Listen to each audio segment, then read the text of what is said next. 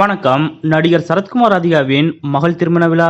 திடீரென என்ட்ரி கொடுத்த முதலமைச்சர் ஸ்டாலின். முதலமைச்சர் மு க ஸ்டாலின் அவர்கள் வருவதை பார்த்தவுடன் சரத்குமார் மற்றும் ராதிகா ஆகியோர் செய்த செயல் இணையத்தில் வைரலாகும் புகைப்படம்.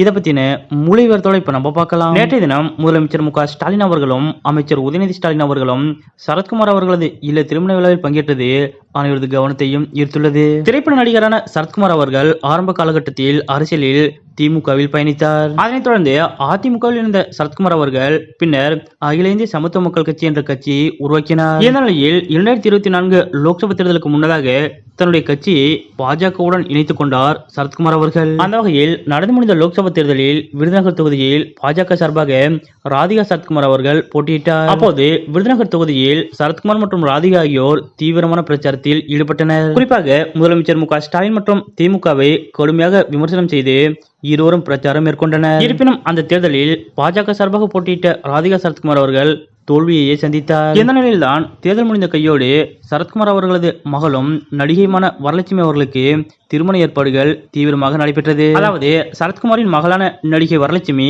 மும்பையை சேர்ந்த தொழிலதிபர் நிக்கோலஸ் சச்தேவ் என்பவரை காதலித்து வந்த நிலையில் தற்போது இருவருக்கும் திருமணம் நடைபெற்றுள்ளது. முன்னதாக இந்த திருமண விழாவிற்கான ஏற்பாடுகளை நடிகர் சரத்குமார் மற்றும் ராதிகா ஆகியோர் கடந்த 2 மாதங்களுக்கும் மேலாக செய்து வந்தனர். அந்த வகையில் முதலமைச்சர் மு க ஸ்டாலின் அவர்கள் வீட்டிற்கே சென்ற சரத்குமார், ராதிகா மற்றும் வரலட்சுமி ஆகியோர் திருமணத்திற்கு முதலமைச்சர் மு க ஸ்டாலின் அவர்களுக்கு அழைப்பு விடுத்தனர். தேர்தலில் திமுகவை கடுமையாக விமர்சித்த ராதிகா மற்றும் சரத்குமார் ஆகியோர் தேர்தல் முடிந்த சில நாட்களிலேயே முதலமைச்சர் மு க ஸ்டாலின் அவர்களை சந்தித்து தனது மகள் திருமணத்திற்கு அழைப்பு விடுத்தது அனைவரது கவனத்தையும் ஈர்த்தது. இருப்பினும் தற்போது பாஜகவில் ஐக்கியமாக இருக்கக்கூடிய சரத்குமார் அவர்களது இல்ல திருமண விழாவிற்கு முதலமைச்சர் மு க ஸ்டாலின் அவர்கள் செல்வாரா அல்லது புறக்கணிப்பாரா என்ற எதிர்பார்ப்பு எழுந்தது. இந்த நிலையில்தான் வழக்கம் போல் அரசியல் நாகரிகத்தை கடைபிடித்த முதலமைச்சர் மு க ஸ்டாலின் அவர்கள் விடுக்கப்பட்ட அழைப்பிற்கு மரியாதை செலுத்தும் விதமாக நேற்றைய தினம் சரத்குமார் அவர்களது இல்ல திருமண வரவேற்பு நிகழ்ச்சியில் கலந்து கொண்டார். முதலமைச்சர் மு க ஸ்டாலின் அவர்களோடு அவரது மகனும் அமைச்சருமான உதயநிதி ஸ்டாலின் அவர்களும் இந்த நிகழ்வில் கலந்து கொண்டார். அப்போது முதலமைச்சர் மு க ஸ்டாலின் மற்றும்